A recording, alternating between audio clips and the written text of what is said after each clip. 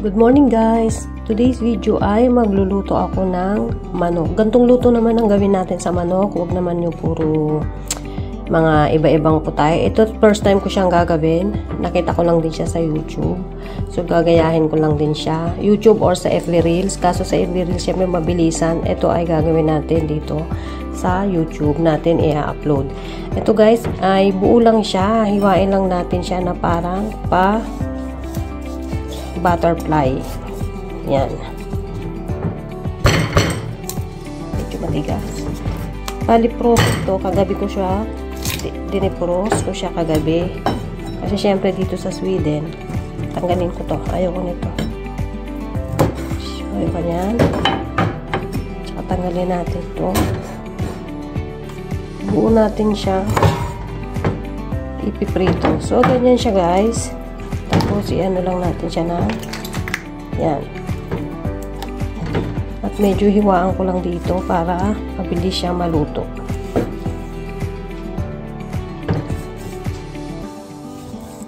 So, ayan guys, nahugasan ko na siya. So, medyo i-pot dry natin siya para hindi siya mahirap iprito kasi magtatalsik-talsik siya.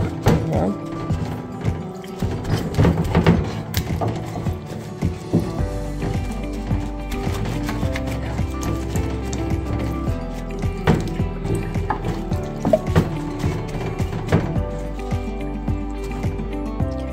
So, gusto ko siyang lagyan ng asin. Ayan. Kasi, masarap siya pag may asin. Konting pampalasa. Massage natin.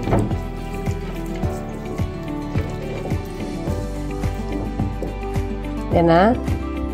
So, guys, naano ko na siya nalagyan ko na siya ng asin, natimplahan ko na siya. Asin lang, okay na ito. Tapos, meron tayong sibuyas, bawang. Kayo nang bahala kung gaano karami din ang gusto nyo pag ginawa nyo siya. Luya. Yan na lang yung luyang meron ako. Bay leaves. At saka yung ganito rin. Peppercorn. Bawang. Asukal. Oyster. Soya. At saka itong salt din nilagay ko dito. Mantika. So, mag-umpisa na tayo. Umpisa natin ay ipiprito muna natin yung ating manok. Painitin ko na to. Yung aking, kung napapansin nyo, yung aking kawali is ganyan niya kasi nagprito ako ng itlog. So, okay na yan. Huwag na natin linisin pa. So, yan. Maglagay tayo.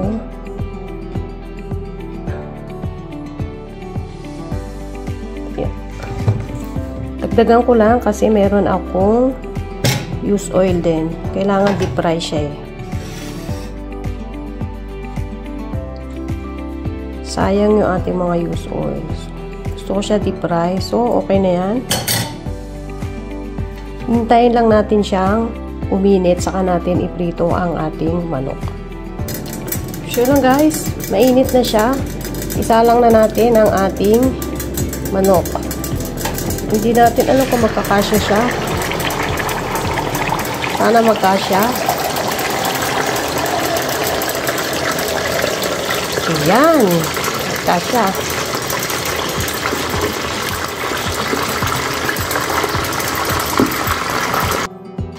Yan guys, babalik na rin na natin siya. Ito ang pinakaayaw ko kasi nakakatakot.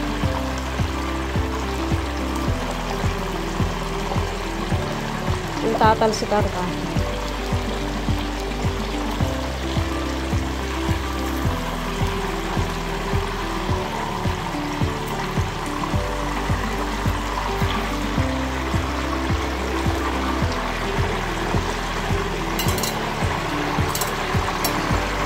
Tatakpan ulit natin siya.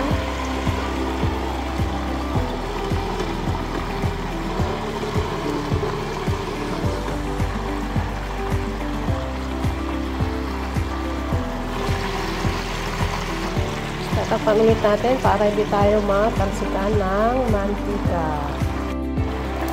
Guys, medyo luto na yan. So, hindi na natin siya pakapit-prituhin ng bonggang-bongga kasi ito ay ating lulutuin pa ng ilang minuto. Kumuha ko ng malalim kasi doon ko siya ilagay. sand. Tapos may mantika siya. So, lagyan natin siyang ganito. Para safe. So, ayoko talaga yung mga talsik ng mantika. Ayan.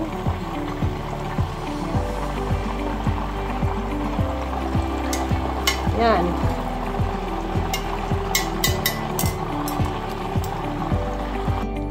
So, guys, binawasan ko lang siya ng mantika. At saka yan, di ko yan aalisin.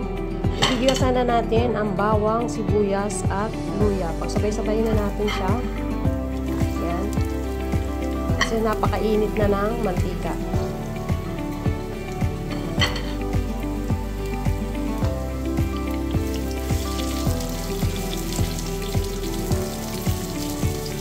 Ganyan lang siya, guys. Hindi naman natin kailangan ng napakaraming sangkap. Masarap pa rin yan. Tsaka buo siya. Asarap niyan i-prepare sa lamesa. Parang parang kang may lechon manok na rin. With sauce naman siya. Sauce version. Yan. Ang bango. Imagine nyo, yun yung ating chicken.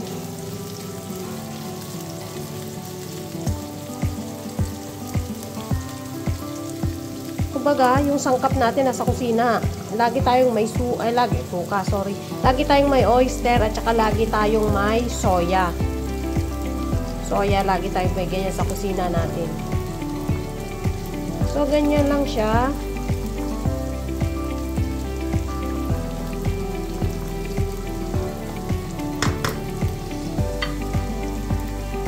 Tapos, ilalagay na natin ang ating manok.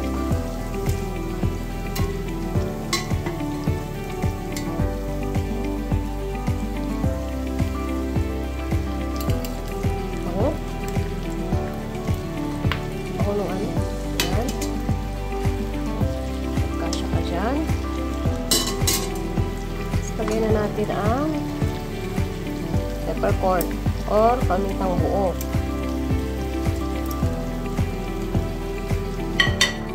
Meron pa ako sa ayan. Separate natin. At ang ating soya. Tansya-tansya lang tayo, guys. Tansya-tansya.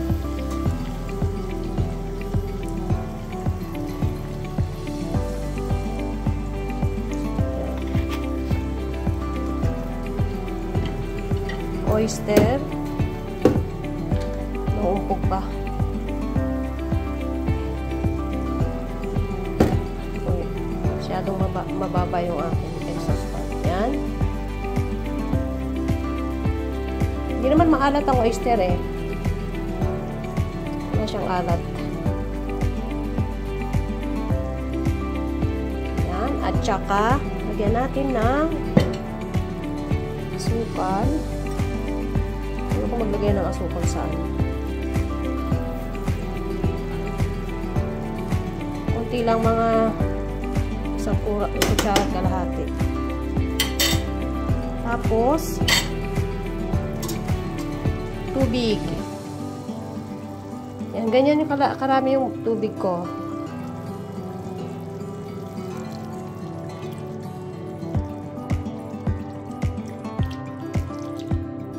Pakukulaan natin yan, guys, ng 30 minutes.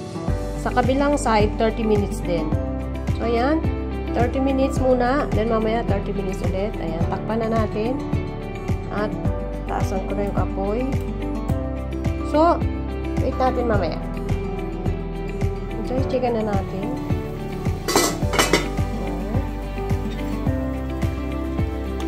So, nagsabaw na siya.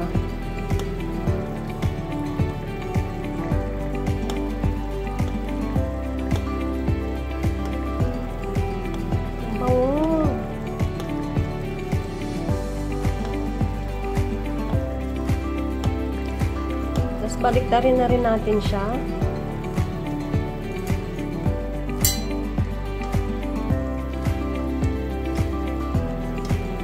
Ano ba yung ginawa ko? Sobrang lambot na, umaano na yung aking. Ay, nagkakalasta siya. Stop siya po. Ayan. So,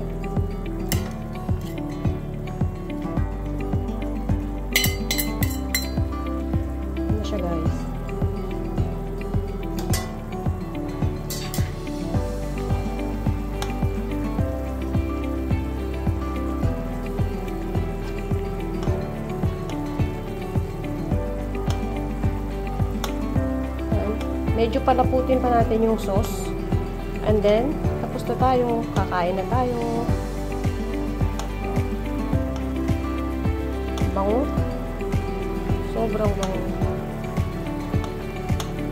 Siyempre, nagluto na rin ako ng kanin dyan. Para sabay-sabay na. So, wait natin ng another 30 minutes. O, kung gusto nyo may konting sabaw, kahit hindi na abot ng 30 minutes, kasi bali isang oras siya kabilaan eh, 30-30. Pero minsan, pag gusto nyo na may konting sauce sa kanin, lalo pang may mga bata, kahit wag na. So, wait natin ng ilang minuto. Ayan guys, luto na siya. Yung 30 minutes ko, hindi na halos natapos kasi na, ano na siya, oh, ayan na siya, thick na yung sauce niya. So, okay na ako dyan. Ayan, tikman natin. At masarap din. Hindi matamis, hindi maalat. Saktong-sakto. Happy eating!